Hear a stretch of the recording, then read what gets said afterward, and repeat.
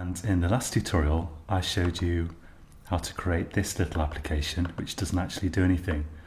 And in this tutorial, I'm gonna fix it so that when you click the button, it adds stuff to the text area here.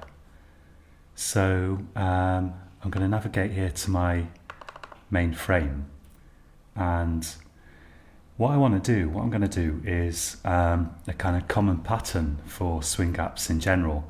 I'm going to listen to one component, and when something happens in that component, I'm going to do something to another component. So I'm going to listen to the button, and when the button's clicked, I'm going to add some text into the text area. Now the way to do that is, firstly, I want to add a thing called an action listener to the button. So to do that, my button's called btn, and it's this private variable here, and I'm going to say btn dot add action listener. Now the add action listener method takes as its argument an action listener, a thing of type action listener. An action listener is actually an interface. So what I could do, and perhaps will do in future tutorials at some point, is I could make mainframe implement the action listener interface and then pass this into this method. But what I'm going to do instead here is use an anonymous class. I'm going to say new here inside the argument brackets, new action listener, and then round brackets. So this bit looks exactly as though I was creating an object of type action listener, which of course isn't legal by itself because action listener is not a class, it's an interface.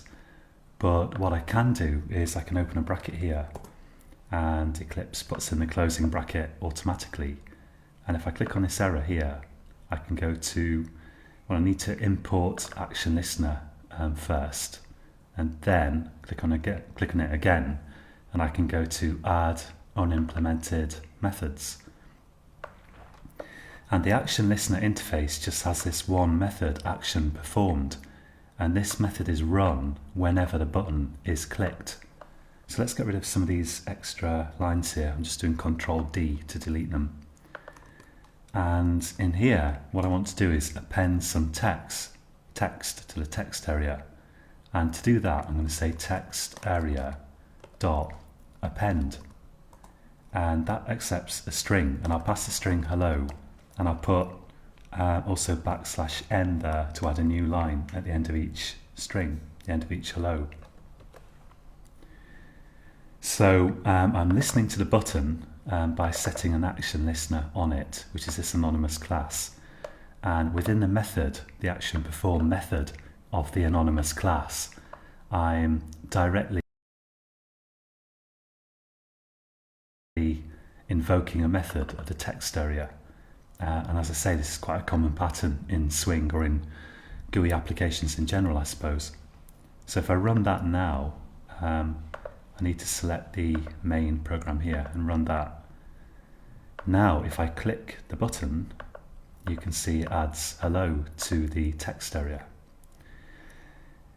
Okay, so that's it for this tutorial. And in the next part of this tutorial series, I'm going to show you how to begin to break up a Swing application into separate classes, separate custom components. And we're going to add a toolbar to this, and we're going to add some scroll bars to the text pane, and we're going to have the toolbar and the text area as two separate kind of custom components.